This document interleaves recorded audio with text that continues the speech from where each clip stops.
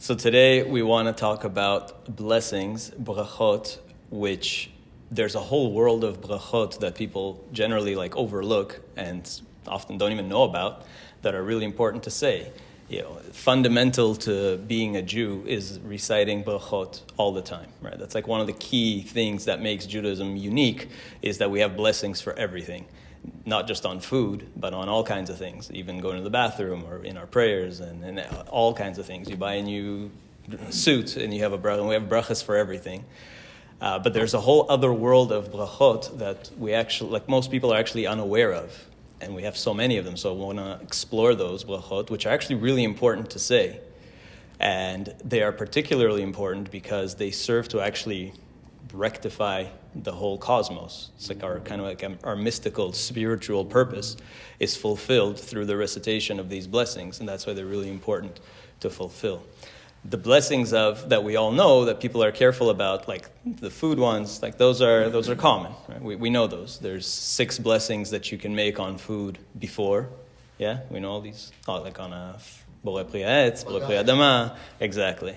So mezonot and all. There's 6 blessings before and 3 after. So those everybody knows. We know about the blessings asher yatzar after going to the bathroom, and we know the blessings in our prayers. Berachot hashachar are really important.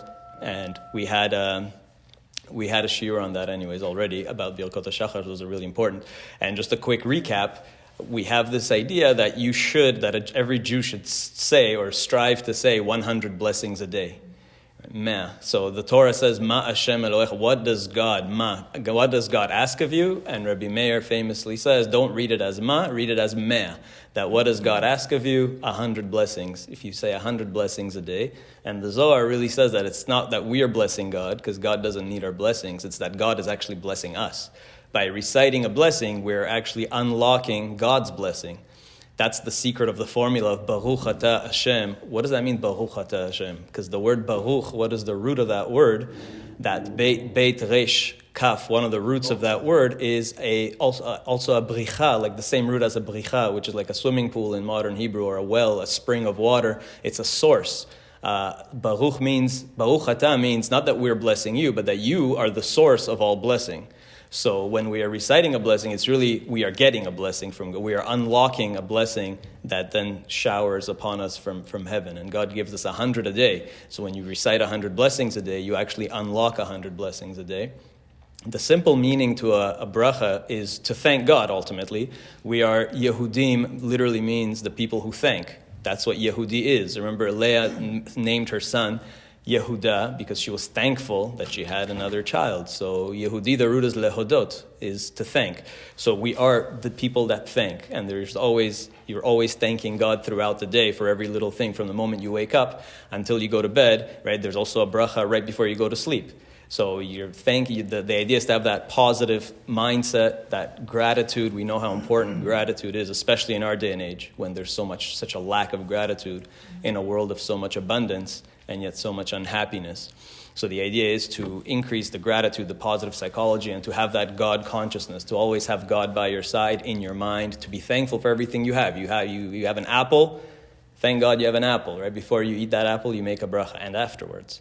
So the pshat reason for making brachas is just to be thankful. That's fantastic. But what is the deeper sod meaning here? Because remember, everything is pshat, remez, drash, sod. There's multiple layers of meaning to everything that we do. What's the sod meaning of brachas, as explained at length by the Arizal, based on earlier sources? The whole point is to rectify. That's where tikkun olam really happens. That's where you rectify the universe. Because if you remember, there was this whole notion of shvirat kelim, that at the beginning of creation, there was kind of like a spiritual destruction, descent, and the sparks of holiness, nitzotzot, were trapped, fell into this physical material world, and were trapped within material husks, within klipot. So this physical material world, this illusory world, hiding beneath every material thing, is something spiritual, a kernel of holiness deep inside. And our job spiritually is to unravel, unlock that, release, free those sparks, and restore them to their place in the heavens, in the cosmos. And that's how we rectify all of creation. So when you take that apple and you say a bracha on it and consume it, there could be a spark of holiness within that apple. And when you make that bracha, you unlock that spark, and then through the consumption of it, you elevate, you free that nitzotz, that holy spark, and you put it back in that heavenly puzzle. And slowly we complete the puzzle. And that's, of course, why did Jews have to be exiled to the four corners of the world? Why are there Jews everywhere? It was necessary to rectify the whole physical world.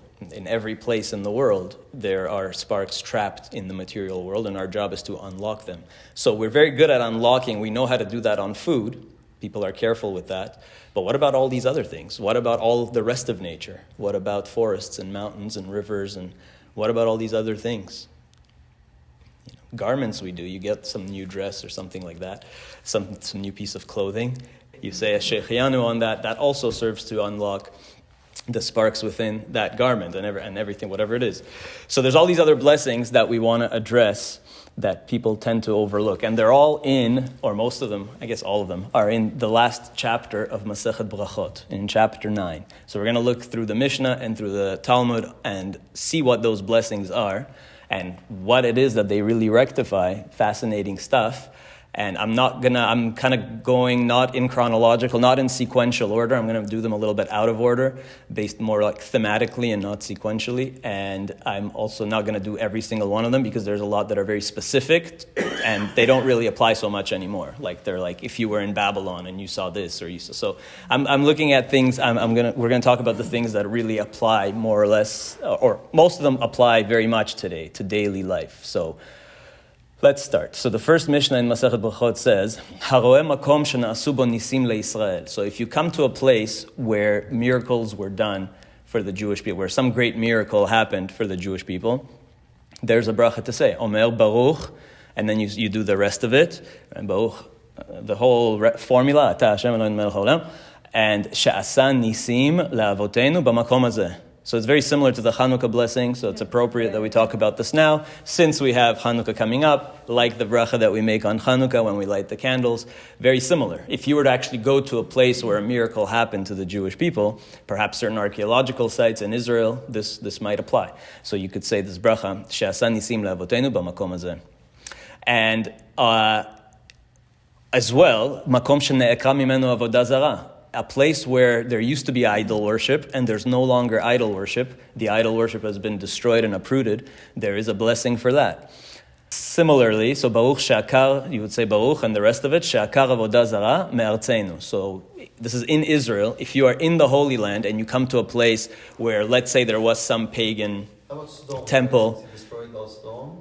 Maybe it would I think it would have to be more specific. Like there are a lot of these like Canaanite archaeological sites in Israel, like where they find various little statues of Baalim and Asherot and all these Canaanite idols. So if you come to a place like that, if you're on an archaeological tour, you could perhaps, if it's the right place, you can make this bracha She'akar avodah zarah me'artzeinu. And if the Talmud on this adds that if you come to a place where a miracle happened for you, not for the Jewish people, let's say for you personally a miracle happened, then you can say, Baruch, blah, blah, blah, blah, she'asa li nes b'makom hazeh. So you can make a bracha. We've probably all had a place where something really incredible happened to us, so you can make a bracha in that spot. And outside of Israel as well, if you see a place of idolatry outside of Israel, which is no longer a place of idolatry, if you go to let's say you go to Athens and you go to the Parthenon or something like that, then you can make a bracha of She'akar avodat kochavim mimakom hazeh. So not me'artzeinu, not from our land, but from this place, that idolatry has been uprooted and removed from this place. So you have a bracha there. So oftentimes if you're traveling, and you go to all these places in Italy and Greece or whatever, all over the world where there was idol worship, then you can make this bracha. Okay, the next Mishnah gets a little more interesting. Ala zikin, ve'ala zvaot, ve'ala brakim, ve'ala ra'amim, ve'ala ruchot. So we have to define all these terms. On all these things, you have to say, Baruch shekocho ugvurato maleh olam. You're thanking God, you're blessing God, whose strength and greatness and power fills the whole world. What are these things? Zikin. What are zikin? Any idea what are zikin? Lightning. That comes later. That's brakim. Ala brakim. Brakim is lightning. What is a zikin? So the Talmud says that it's basically either either a comet or a shooting star. So comets it's harder to catch a comet, especially today with all the light pollution. But something like Halley's Comet or Hale-Bopp, and these comets that come and go every so often, and you can see them, and the Talmud talks about how they move through various constellations. So when you see those, you can make the bracha of Kocho Ugvurato Maleh Olam, that God's power and greatness fills the universe. So that's Zikina, or shooting stars. The Talmud describes shooting stars in a very interesting kind of metaphorical way. It says, imagine a vilon, a curtain that comes over the sky at night to make it nighttime. So to block the kind of like the radiance of the rakia, of whatever you want to call it, of space, the firmament, right? So the radiance of the sky, the glow of the sky, and it's as if a vilon is as if God pulls a curtain over the earth at night to make it dark. And sometimes there's a little tear in the curtain. So a little bit of the light, there's a little burst of light, like a little tear of light that appears for a second. That's the description. So that's a shooting star, right? If you see like almost like a little tear in the night sky, a little burst of light. So zikin are shooting stars. If you see a shooting star, don't make a wish, make a bracha. That's it, yeah. So you say Baruch Asher Kocho Gvurato Maleh Olam. And zvaot are earthquakes. So if you happen to experience an earthquake, there's a bracha for that. Okay, brakim is lightning, and that's an easy one. So if you see lightning, you say this bracha. And ra'amim is thunder. If you hear thunder, also, that could be very, frightening and amazing. So it's like, wow, God's greatness and power and strength fills the world. Ve'ala ruchot. Ruchot is strong winds. If you're in a hurricane or if there's some windstorm, then you have a bracha for that as well.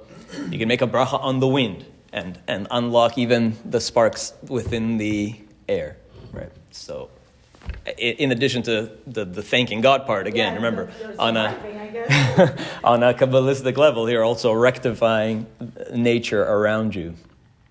The next set is al he'arim, on mountains, ve'al gvaot, and on hills, ve'al yamim, and various bodies of water and seas, ve'al naharot, and rivers, ve'al midbarot, and deserts, the wilderness. There's a bracha. Omer Baruch oseh ma'aseh berachot. So this is that God creates amazing wonders of nature.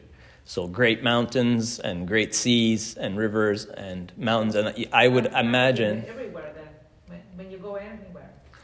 If you're on a hike to a breathtaking, but it has to be breathtaking. It has to be something like wow.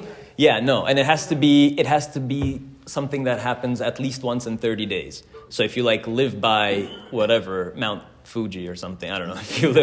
If you live on Mount Kilimanjaro, you don't say the bracha every day. You could say it at least once in 30 days. Or if it's something really regular to you, then you would just say it. If it's only breathtaking the first time, you say it the first time and that's it. Then you don't say it again. But if it keeps being breathtaking at least once in 30 days, then you could say it again. And so I would put the Aurora Borealis here because the Talmud actually adds later on, when it discusses this, it adds that Amar Rabbi Yehoshua ben Levi haroreh rakia b'tarata. Omer, you would say this bracha of oseh berachot, oseh ma'aseh berachot. That when you see the brilliance of the sky in its purity, you would also make this bracha. So I think that kind of connects to the Aurora Borealis, which is something also very incredible and breathtaking, and it has to do with the firmament, lights in the firmament.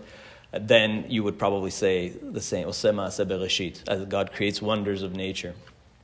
And that bracha, by the way, that Rabbi Yehoshua ben Levi is saying on the clear sky, say what is exactly a clear sky? I mean, I think we've all seen this. You've all noticed when the sky is perfectly blue and there's not a single cloud, and you just kind of see it all over you, and you feel it makes you feel very small. We've all experienced that. If you're in an open field, no buildings on the horizon, and you just see everything blue. So I think that experience of kind of feeling small is what they're talking about. But specifically, the rabbis in the Talmud ask, often you might see a perfectly clear blue sky. Do you always say this? And that there's a better definition there, Amar Abaye, that it's when you have rain all night, and after in the morning you have a strong wind, so then you have a perfectly clear, clean sky. That's how the definition is. But then others say that miyom shecharav beit hamikdash, since the temple was destroyed, lo nira'it rakia betarata. The sky is never so crystal clear, or at least for us, we no longer perceive it to be so crystal clear since the temple has been destroyed. What about a rainbow? It's on the same page of the Talmud, page 59. It says, if you see a rainbow, what do you say? Baruch atah Hashem Eloheinu melech haolam, zocher habrit. That's the first opinion, that God remembers his covenant. Because remember, when Noah came out of the ark, God displayed the rainbow and said, this is a sign that I'm never going to wipe out the world anymore, at least not with a flood, not with water. Where, if you remember, there's a midrash that says, well, he never said he wouldn't destroy it in some other way. He might destroy it. He said he would never destroy it with a flood of water, but a flood of something else that's still on the table. So Zocher HaBrit means that God does remember the covenant. And there's multiple ways of looking at this. Some people look at this negatively. Like, is a rainbow a negative sign? Like God was going to wipe us out again and then showed a rainbow and saying, all right, no, I'm not going to wipe you out, but you deserve it. You see what I mean? Or some people interpret it positively and say, no, it's a good sign. It's a sign that, look, that God loves you and God will not destroy you no matter what. And there's also, some people think that before Noah, the rainbow didn't exist. That's not correct. There was always a rainbow. Rainbows are a wonder of nature. It's just that with Noah's ark, it took on a new meaning as well. So you say Zocher HaBrit, but then there's another matnita, another teaching that Rabbi Yishmael brings that says, the text of the bracha is not that one, but ne'eman bivrito vekayam b'ma'amaro, that God is faithful to his covenant and fulfills his word. And so, we have two oral traditions as regarding to the text of this bracha. So Amar Rav Papa, Rav Papa comes and says, say both of them. So then the actual final text is, combine them, and you say, Baruch, Zocher HaBrit, v'ne'eman bivrito vekayam b'ma'amaro. So that's the full text of the bracha on a rainbow. And it is a positive thing. Some people say you shouldn't look at a rainbow too long, but that's actually for a different reason. That's not quite. If you look at that Talmud, very fascinating passage on page 59, you can do it after for homework, because it also connects it to what the prophet Yecheskel saw when he saw the vision of the Merkava, the divine chariot. So he talks about the Dmut Akeshet Betoch Hayanan, that it was like a rainbow coming out of a cloud, and very mystical. The vision that he had of the angels, and he fell down and bowed down. So when the Talmud actually talks about this, it's not actually talking about Noah's Ark. It's talking about Ezekiel, about Yecheskel's vision when he saw the angels, and he was so overwhelmed that he fell on his face, on his knees, and bowed down because of what he saw. This vision that was very with many rainbow colors overwhelming his senses.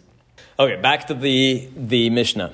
It says, Rabbi Yehuda Omer Haroeh Hayam HaGadol. If you see specifically, Hayam HaGadol really means the Mediterranean.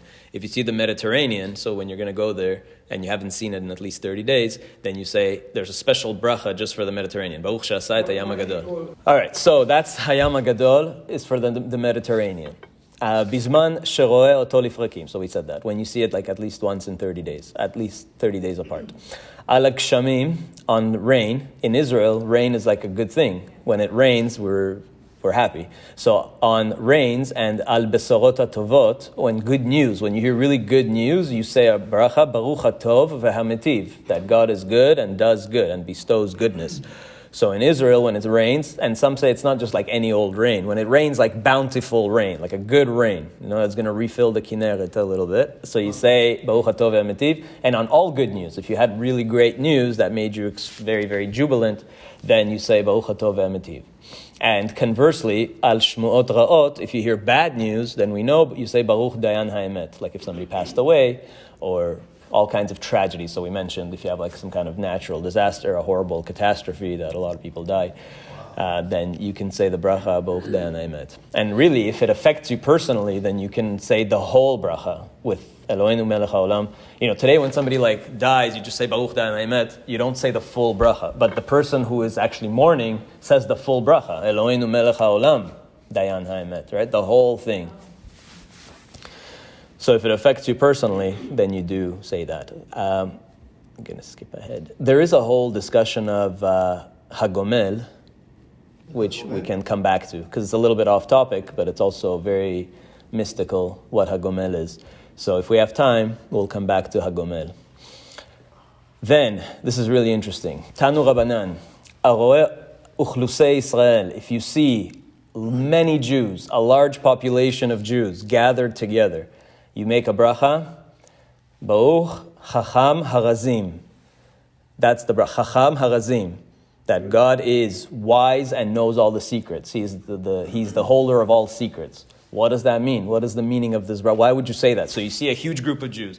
You come to the Kotel, like during Slichot or something like that, and you have many, many Jews. You see many. The question is, how many is many? First of all, how many is many?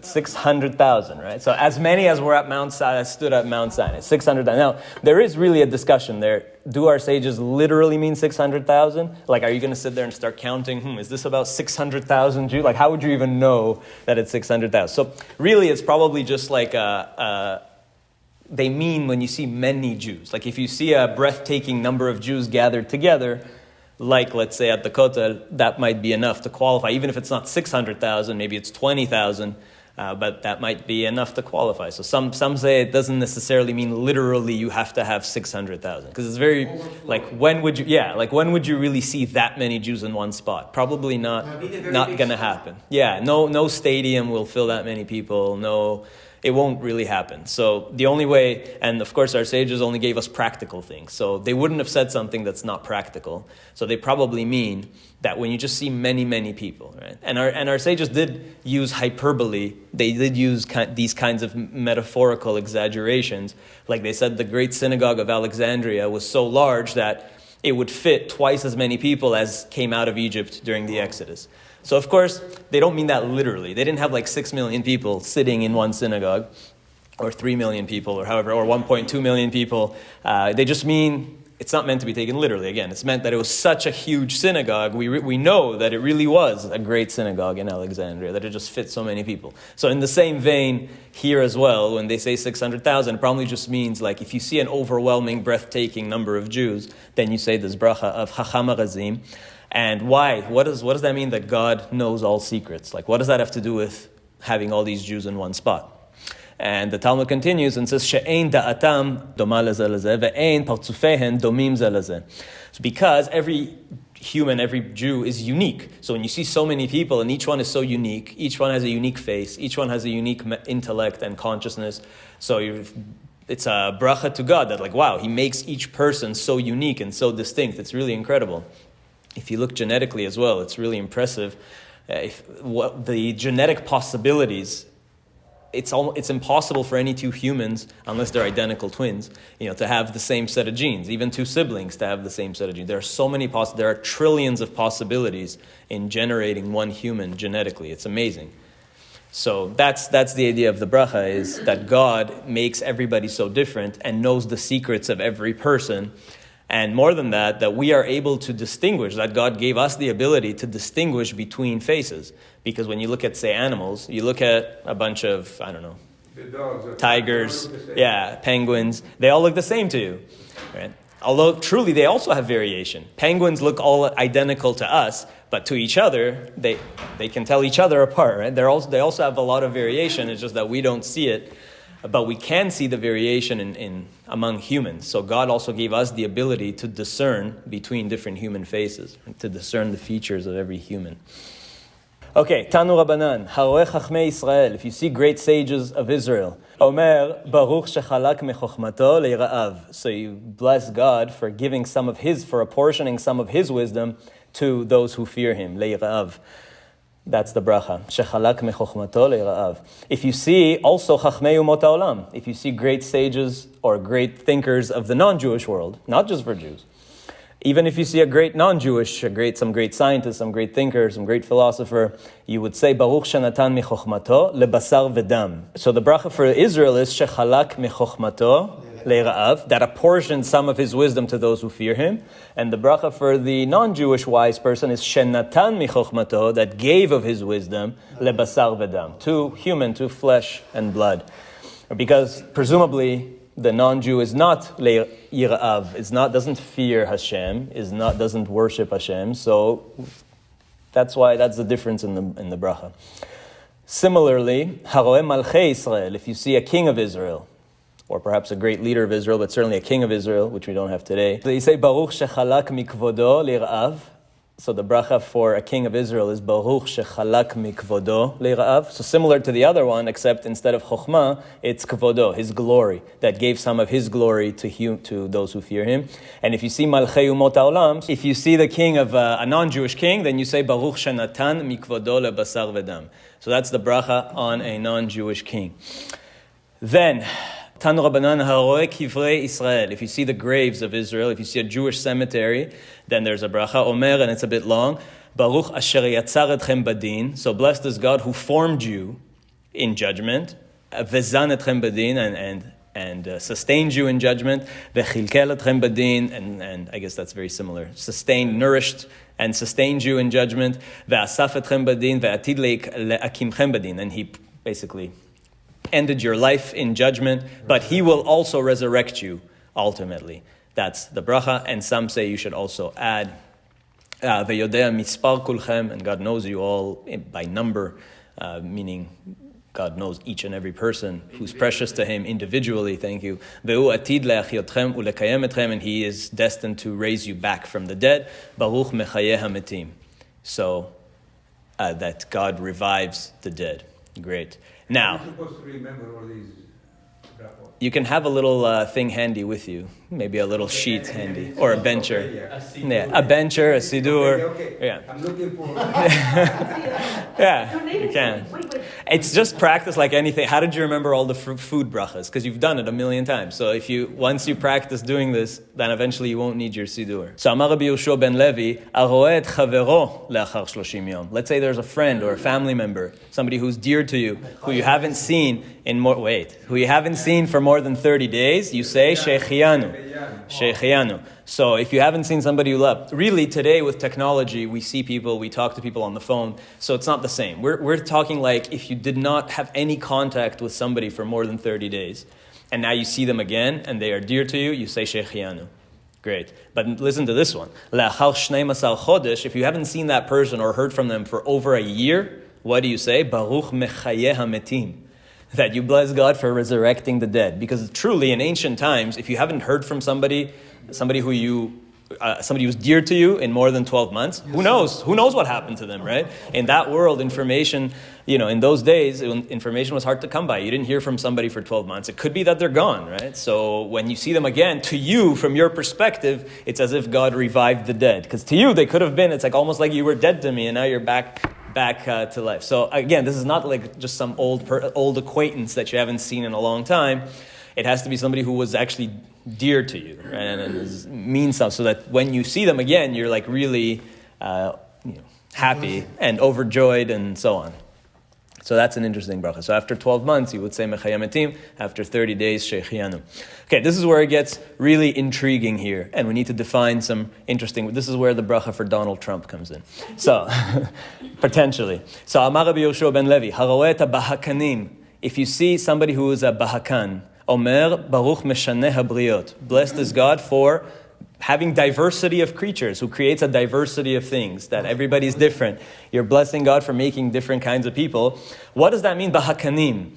So Rashi says something interesting. Rashi says,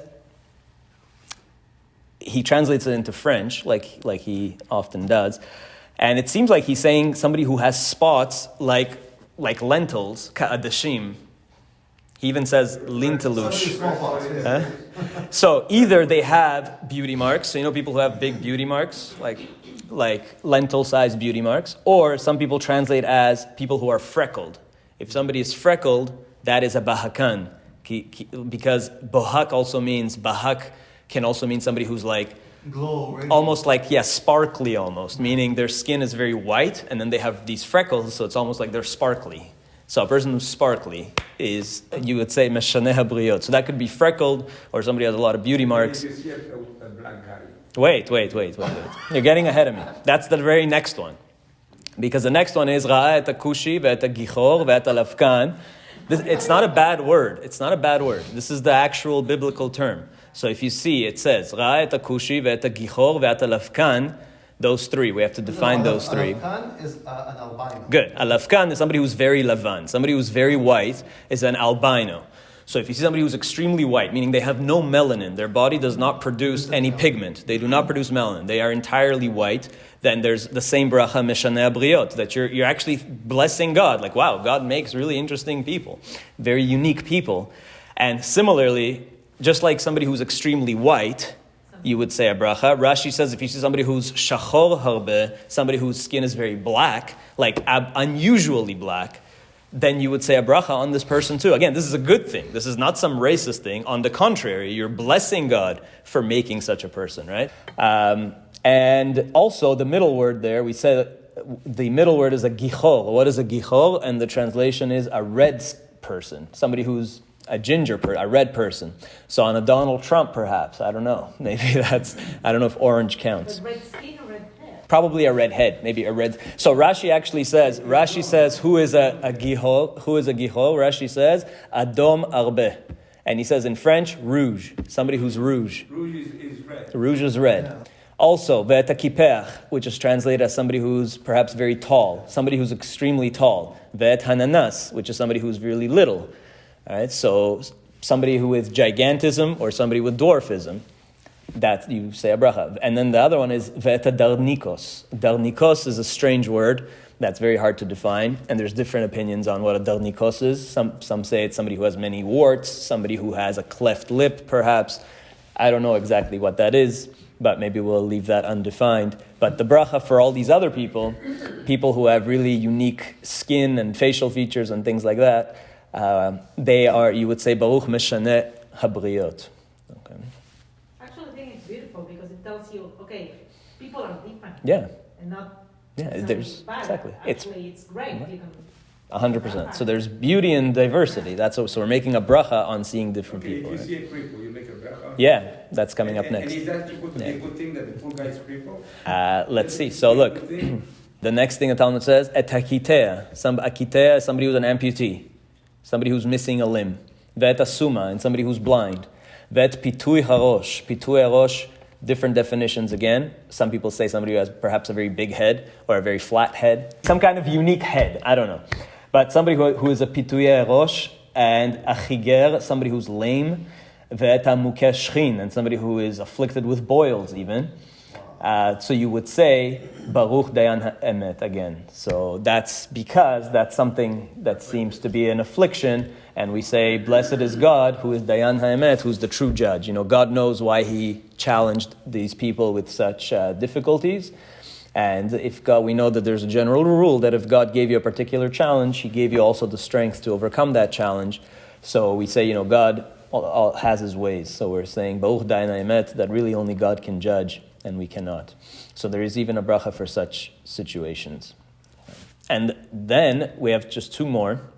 What about if you see a very interesting animal? And there's three in particular. Tanu Rabbanan, haroe pil, an elephant, kof, a monkey, vekifof. If you see one of these three animals, you say, Baruch Meshaneh et Habriot. Very similar. That's what we have to define. So pil, we all know, is an elephant. You see an elephant, you make a bracha. Same Meshaneh Habriot. If you see a monkey, you make a bracha. Why a monkey? We have to define this. The kifof is, what is a kifof? Any ideas? So there's a few Hunchback or something. No, we're talking about animals. So it's some sort of animal that's hunched. Right. So Rashi says a vulture. He actually uses that word, vulture. A vulture. It's a type of bird, a vulture. That needs its own explanation. We need a whole class just on why vulture. What is the whole special meaning of a nesher? Because a vulture, has huge meaning for Israel and in the Torah. But we're going to leave Rashi his interpretation for now, for later. Another interpretation is that it refers to an owl. An owl? What unites an owl, a monkey, and an elephant is that they're all considered very wise animals. Their intelligence is sometimes even compared to people. So we bless God for making such very wise, intelligent animals. Apes are very intelligent. Elephants are very intelligent. And, are creative even. Maybe you've seen the elephant that can paint. And elephants mourn their dead. And even They have yard sites. They come back to where one of their family members died, and they will cry there, elephants. They will come back to a spot where one of their own died and will mourn.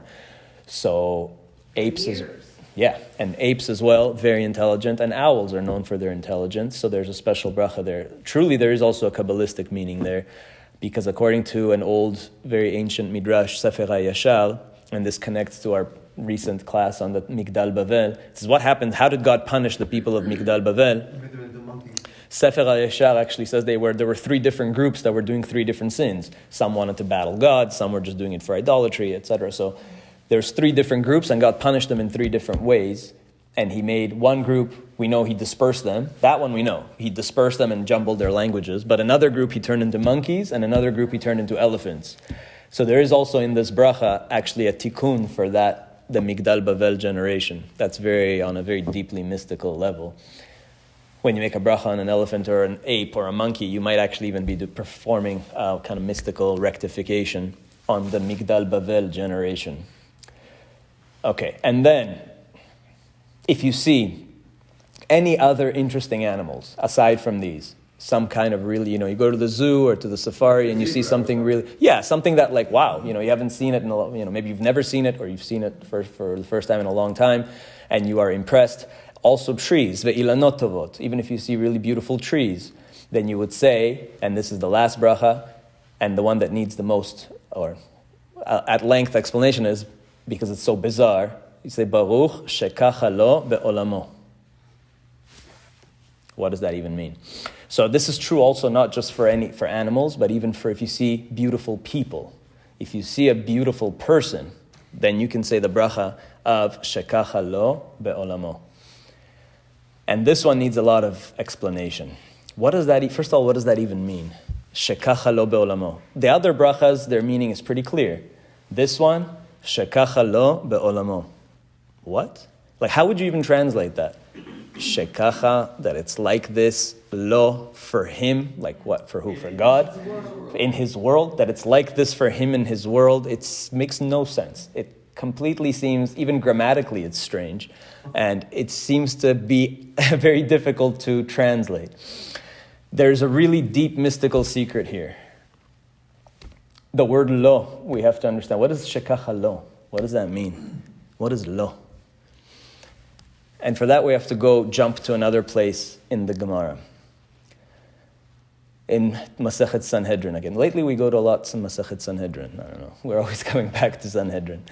So, over there, the sages talk about waiting for Mashiach, waiting for the redemption. We've been waiting for God to save us and to send Mashiach for a long time. And the sages say, based on Isaiah, Yeshayahu said in chapter 30, verse 18, Ashrei kol chokeilo. Praiseworthy are all those who wait for him, who wait for God to bring the redemption finally. And the sages say, what does this mean? It says, Amar Abaye, the world, this is very famous, you've all heard this before. Lo pachot alma, the world never has less. Mitlatin v'shita tzadike, the world never has less than 36 righteous people. 36 tzadikim. You've heard of this before? Mm-hmm. The world will always have a minimum of 36 tzadikim. That's a rule. At any given time, the world will have 36 perfectly righteous people. Demekable ape shchina, that can receive the shchina, the divine presence.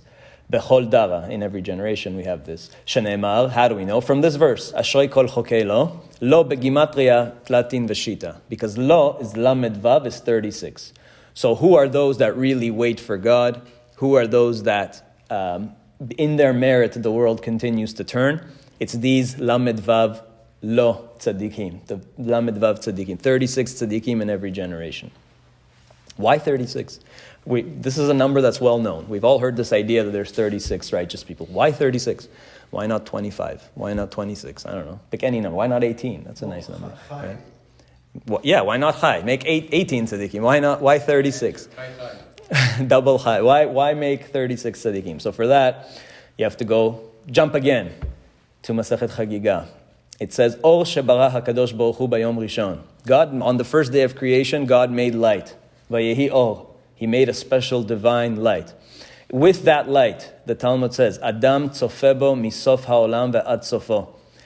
that Adam HaRishon really, we mentioned this last time, that Adam HaRishon was able to see from one end of the universe to the other. He could see all of history with that special divine light. He could see throughout the whole cosmos. And any person could actually, any Adam could see with that light, would be able to see. It had such an intense power, the initial divine light, that a person could see the whole, everything, all the secrets of creation through this light. When God saw that there would be a flood generation, and a tower generation, the dispersion generation, and that they would be wicked people with wicked deeds, God took that divine light and hid it from them. Because as the pasuk says, that God hid the light, God took away the light, God hid the light away from the wicked people. And to whom did he hide this light?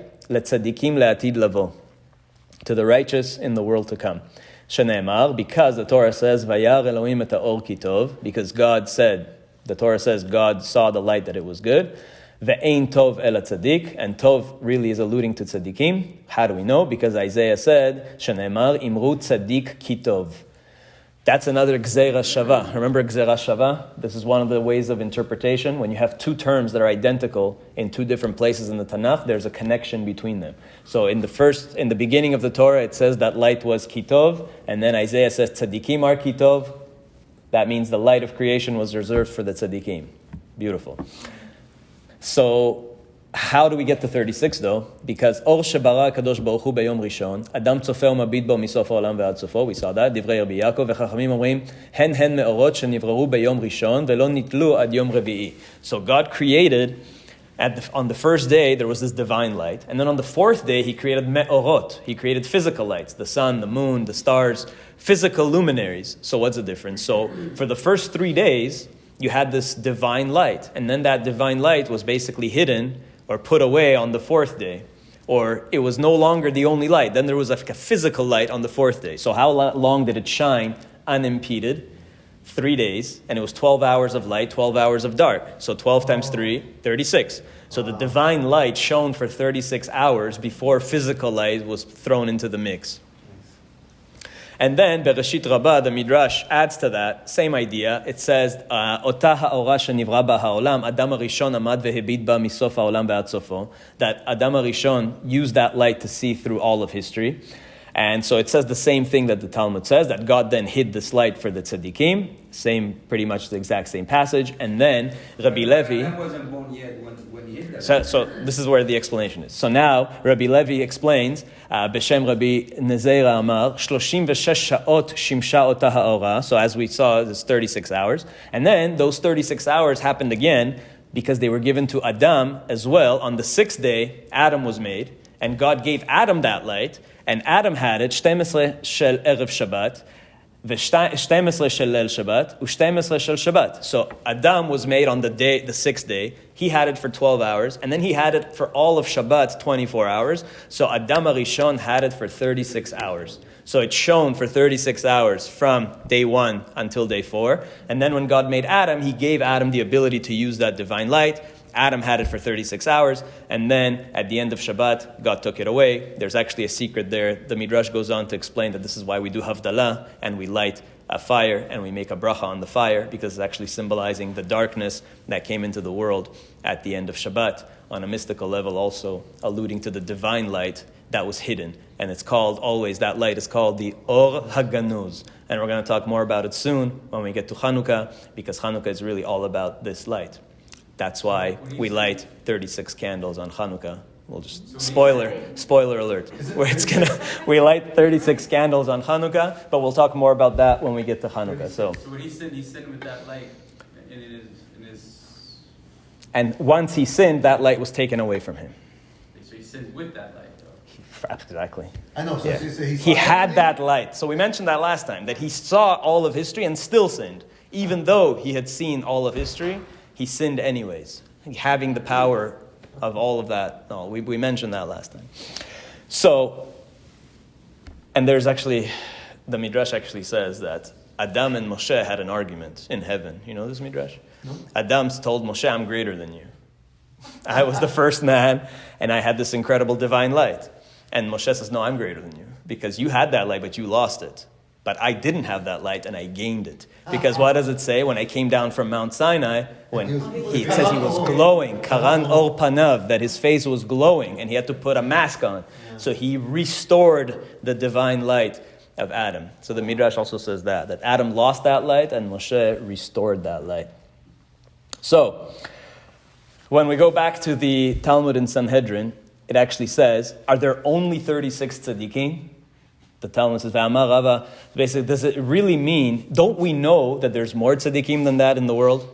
What's the difference between those 36 and all the other good people? There's more than just 36 good people in the world. Actually, we have another tradition is brought that there are 18,000, a minimum of 18,000 tzaddikim in the world.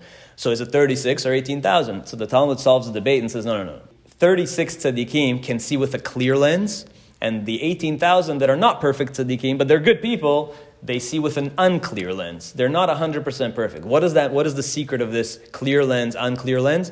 The 36 tzaddikim can see with the divine light, with the Or HaGanuz. They are privy to a little bit of that light. They can see misofa olam ad sofa olam. And the other 18,000 tzaddikim, not so clear. They don't have the divine light. They need so glasses. they perhaps. So going back now, and we're going to conclude with this. Going back now to the bracha of shekacha lo be'olamo. Now we can understand. What's lo? Lo is 36. We have 36 tzaddikim. The 36 is a number that always hints to the divine light of creation, the Or HaGanuz. That's why we have 36 candles on Hanukkah. So when you say Baruch shekacha lo be'olamo, now you know what lo means. Now you can translate it properly. Shekacha lo, the light, be'olamo. That's the manifestation of the divine light of creation in his world. And it's not just a person, anything of incredible beauty. It makes you, it's like you are getting a glimpse of the beauty of all of creation. We do not often see the perfect beauty of creation. We see a lot of terrible things in the world, right? But really, from God's perspective, everything is perfectly beautiful. So when we do see something physically beautiful on our very low level, it makes you think, like you see the perfect unity and harmony in the universe. That's how it should make you feel. The problem is that in our very low, debased generation, people will see somebody who's super beautiful and will probably or often might descend into impure, immoral thoughts. And so that's a problem. And that's precisely why the Mishnah Brura, on a deeper level, says that you can't really say this bracha so much. That we don't really say this bracha anymore. And if you do say it, you say it without Eloheinu melech haolam. You just say Baruch shekacha lo be'olamo. Because really, the pshat reason is because really what is beauty? It's so subjective. But the deeper mystical reason there that the Mishnah Brura says that we usually don't say this bracha is because somebody who's exceedingly beautiful might make a person already descend into impure thoughts. And so, are we really in our generation capable of actually seeing such beauty and instantly wishing to praise God and like really seeing creation, the harmony of creation? Is that how a person would respond? Unlikely. So that's why the Mishnah Brura actually points out that we don't really say this bracha, or we say it without God's name. Having said that though, Rav Ovadia and the Sephardi poskim say, no, say the bracha. Right. So for Sfardis, you can say the full bracha. That's how Rav Ovadia ruled, and others as well, with the full name of God. The idea is that we really do, there certainly are people who have pure thoughts. Like, we're not going to be so negative and say that nobody is capable of this. There are people who are capable, and we all are capable, depending on circumstance, and so if you do see something like this, and it doesn't have to be a person, it could be a beautiful, again, some beautiful creation, any beautiful creation, and that makes you really connect to God and see the beauty of God's wisdom and creation and so on, then you say this bracha in full, and shekacha lo be'olamo, that this is where the divine light of creation really manifests itself, or it's almost like we get a little hint of that, a little taste of that divine light of creation. So now I'll know now I'll give you a new thought. You know how you say, Ashrei ha'am shekacha lo, Ashrei ha'am she'Hashem yitav? That's right. So That's now, right. Now, perfect. Very good. And then we also say, Ashrei ha'am shekacha lo. Now, what does that mean, Ashrei ha'am shekacha lo? Right? We say that every day.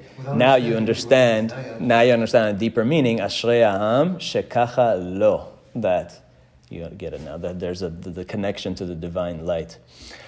So that's basically most of them. The brachot shonot that we often overlook and that we don't say, and that we really should say, because not just because it's a sense of being grateful to God for everything and always having God in mind and also unlocking God's blessings, but also serving to actually rectify the cosmos and freeing any potential sparks of holiness that might be trapped in this material world. And in so doing, we actually bring creation one step closer to the final redemption. So we'll end there. Sure.